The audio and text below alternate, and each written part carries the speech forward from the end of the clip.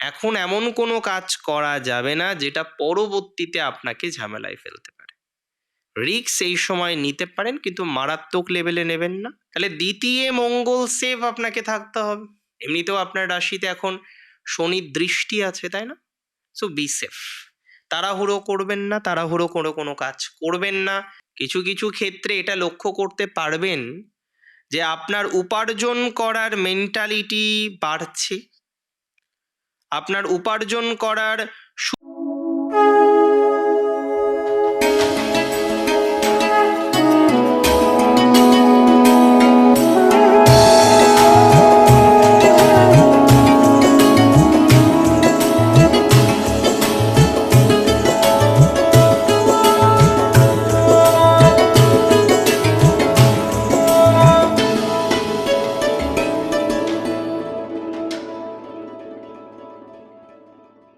নমস্কার, জয় শ্রী গণেশ।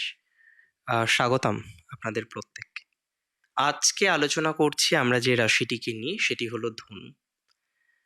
দেখুন, ধনু রাশির জাতক জাতিকাদের ক্ষেত্রে একটি বিশেষ সঞ্চার নিয়ে আজকে আমরা আলোচনা করব, যে মঙ্গল গ্রহ, যে ধনু রাশির পঞ্চমপতি, এবং মঙ্গল আপনার ক্ষেত্রে তুঙ্গ হচ্ছেন।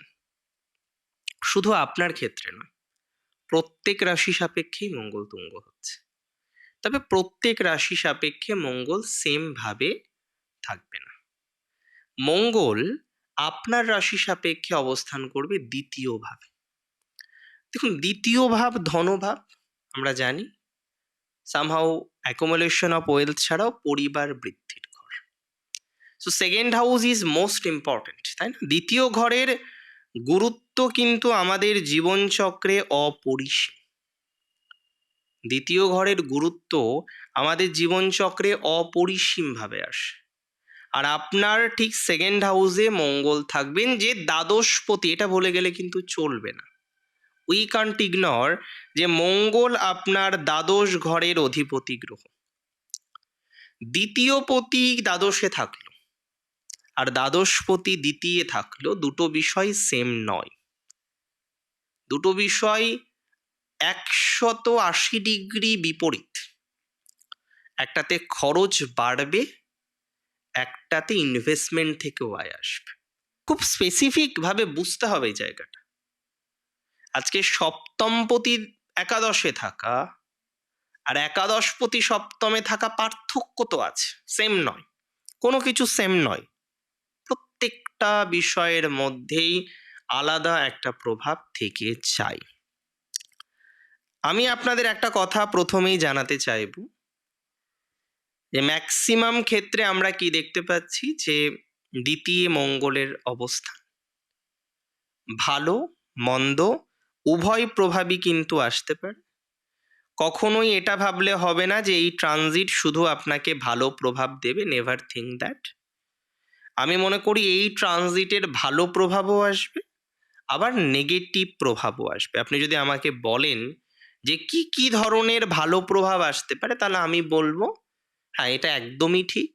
বেশ কিছু সেগমেন্টে, হয়তো সব সেগমেন্টে নয়, আপনার আর্থিক বেনিফিটেড হওয়ার টেন্ডেন্সিটা কিন্তু বৃদ্ধিপ্রাপ্ত হয়ে যাবে বেশ কিছু সেগমেন্ট। আপনি আমাকে বলতে পারেন যে দাদা স্পেসিফিকভাবে বলুন তো কোন কোন সেগমেন্ট, একটু বুঝে নিই। প্রথমত আমি বলে রাখি, যারা ইনভেস্টমেন্ট করাই পটু, যারা ইনভেস্টমেন্ট করে রেখেছেন অলরেডি, অনেকের দেখবেন ইনভেস্টমেন্ট করা ছিল, সেই ইনভেস্টমেন্ট থেকে অনেকটা রিটার্ন কিন্তু আসতে পারে। ইনভেস্টমেন্ট থেকে একটা রিটার্ন আসার প্রবাবিলিটি রয়েছে, যে কোনো ইনভেস্টমেন্ট থেকে একটা রিটার্ন আসবে, প্রথম প্রেডিকশন দিল। দ্বিতীয়ত, উত্তরাধিকার সূত্রের কোনো বিষয় থেকে পজিটিভিটি আসবে, দ্বিতীয় প্রেডিকশন দিল।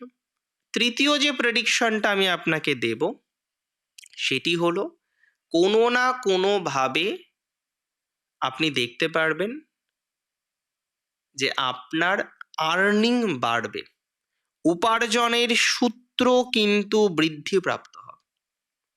কিছু কিছু ক্ষেত্রে এটা লক্ষ্য করতে পারবেন যে আপনার উপার্জন করার মেন্টালিটি বাড়ছে, আপনার উপার্জন করার সূত্র কিন্তু বৃদ্ধিপ্রাপ্ত হচ্ছে এবং কোনো না কোনোভাবে সেই উপার্জন আপনার ক্ষেত্রে কাজে লাগছে। তবে হ্যাঁ, দ্বিতীয় মঙ্গল আয় বাড়াবে যেমন খুব সহজে, এনার্জি দিয়ে, মেন্টালিটি তৈরি করবে আয় করার, স্টেবল হওয়ার নিজেকে, তেমনই কোনো না কোনো সোর্সে কোনো না কোনোভাবে খরচ করার মেন্টালিটিও কিন্তু বাড়বে। খরচ করতে চাইবেন আপনি, খরচ করার অবকাশগুলো আসবে।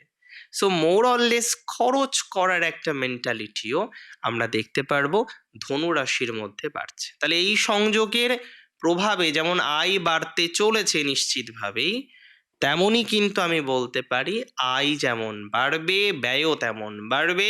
কিছু কিছু ক্ষেত্রে কিন্তু অতি উত্তেজনাবশত কিছু খরচ হতে পারে, কিছু কিছু ক্ষেত্রে অতি উত্তেজনাবশত কিছু ইনভেস্টমেন্ট হতে পারে। সো ইনভেস্টমেন্ট করার প্রবাবিলিটি কিন্তু আপনাদের ক্ষেত্রে বৃদ্ধিপ্রাপ্ত হবে।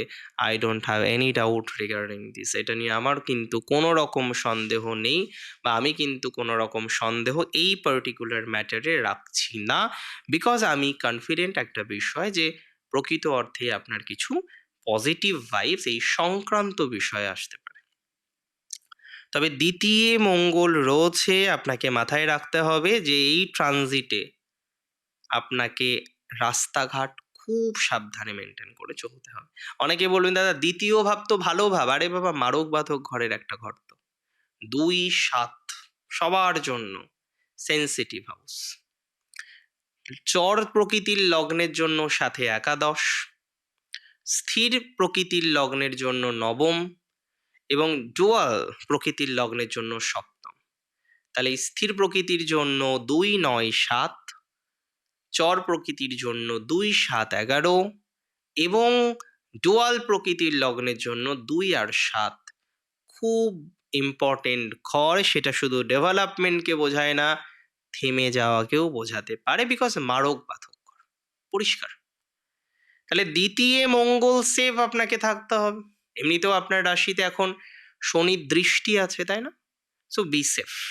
তাড়াহুড়ো করবেন না, তাড়াহুড়ো করে কোনো কাজ করবেন না।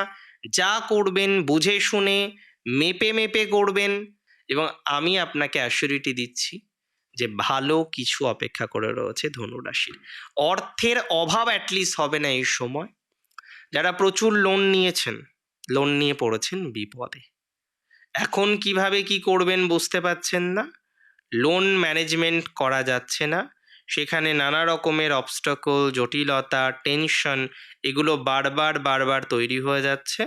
আমি আপনাকে শিওরিটি দিচ্ছি এই সংক্রান্ত বিষয়ে আপনার অগ্রগতির মাত্রাটা কিন্তু অনেকটা বৃদ্ধিপ্রাপ্ত হতে পারে, বা বৃদ্ধিপ্রাপ্ত হওয়ার সম্ভাবনাটা লক্ষ্য করতে পারছি। বাক শক্তির উপরে নিয়ন্ত্রণ রাখতে হবে আপনাকে এই সময়। হঠাৎ করে রেগে গেলে কিন্তু মোটেই চলবে না। নিজের রাগকে, নিজের জেদকে কন্ট্রোলে রাখতে হবে। রাগ জেদ নিয়ন্ত্রণ না রাখতে পারলে কথার কারণে সম্পর্ক নষ্ট হতে পারে, এবং আমি চাইবো না, বা আপনিও নিশ্চয়ই চাইবেন না যে আপনার কথার জন্য আপনার সম্পর্ক নষ্ট হোক। আপনি নিশ্চয়ই চাইবেন না যে আপনার কথার জন্য আপনার সম্পর্ক নষ্ট হোক, দুটো মানুষ আপনাকে ভুল বুঝুক, দুটো মানুষ আপনার সাথে রাফ বিহেভিয়ার করুক, দুটো মানুষ আপনার সাথে সম্পর্ক নাকচ করে দিক। কথার উপর নিয়ন্ত্রণ রাখবেন, খাওয়ার উপরে নিয়ন্ত্রণ রাখবেন। ভোজন, তেল মশলাযুক্ত ভোজন যারা একটু বেশি খেতে পছন্দ করেন, ফাস্টফুড জাতীয় খাবার যারা একটু বেশি খেতে পছন্দ করেন, বি সেফ। একটু সেফ থাকবেন এই সময়। খারাপ হবে আমি কিন্তু বলছি না, but yes, be safe. Safe থাকুন। ভালো দেখুন, যদি একটু সেফ থেকে ভালো হয়, আমি যদি বুঝতে পারি আজকে বৃষ্টি আসতে পারে, বৃষ্টি আটকানোর ক্ষমতা কার আছে? আমি তো একটা ছাতা নিয়ে যেতে পারি রে বাবা, একটা বর্ষাতি বা রেনকোট নিয়ে যেতে পারি তো, যাতে কম ভিজি, মাথায় যেন জলটা না পড়ে, হাতে লাগুক না, ঠিক আছে, বাড়ি এসে মুছে নেব। It is important. তাহলে আপনাকেও এই জায়গাগুলোকে প্রপারলি নিয়ন্ত্রণ করে কিন্তু পথ চলতে হবে। এটা কিন্তু দরকার। এটাতে ভুল হলেই সমস্যা, এটাতে ভুল হলেই ডিস্টারবেন্স হবে, এটাতে ভুল হলেই কিন্তু নানা রকমের যন্ত্রণা, টেনশন, ডিস্টারবেন্স এগুলো কিন্তু বাড়তে পারে। এখন এমন কোনো কাজ করা যাবে না যেটা পরবর্তীতে আপনাকে ঝামেলায় ফেলতে পারে। রিস্ক এই সময় নিতে পারেন, কিন্তু মারাত্মক লেভেলে নেবেন না। ইনভেস্টমেন্ট, বিভিন্ন রকম বিষয়বস্তুগুলোকে একটু ভালোভাবে এই সময়ে বুঝে চলুন, একটু ভালোভাবে করুন। ইনভেস্টমেন্ট করুন খুব বুঝে বুঝে, চটজলদি কোনো ইনভেস্টমেন্ট করবেন না। হ্যাঁ, তবে বুঝে ইনভেস্টমেন্ট করতে পারলে লাভ আছে। বুঝে ইনভেস্টমেন্ট করতে পারলে অনেকটাই গ্রোথ বা প্রোগ্রেস আপনি পাবেন। বুঝে ইনভেস্টমেন্ট করতে পারলে আপনার অনেকটাই অগ্রগতি বাড়বে। পরবর্তীকালে এই ইনভেস্টমেন্টও আপনাকে কিছু সঠিক উপযোগী রিটার্ন দিতে পারে। তাহলে একটা ভালো রিটার্ন প্রাপ্তির সম্ভাবনাও আমরা পাবো। তাহলে ইনভেস্টমেন্ট করি বুঝে শুনে, তাড়াহুড়ো না করে। আয় হোক, ব্যয়ে দিন লাগাম, কথায় দিন লাগাম, ভোজনে দিন লাগাম। বাকি যেগুলো ভালো বললাম তার অপেক্ষাতে থাকবো আমি, অপেক্ষাতে থাকবেন আপনি। আর আলটিমেটলি সেই জায়গা থেকে ভালো কিছু আমাদের জীবনে অবশ্যই আসবে। ভালো থাকুন আপনারা। জয় শ্রী গণেশ।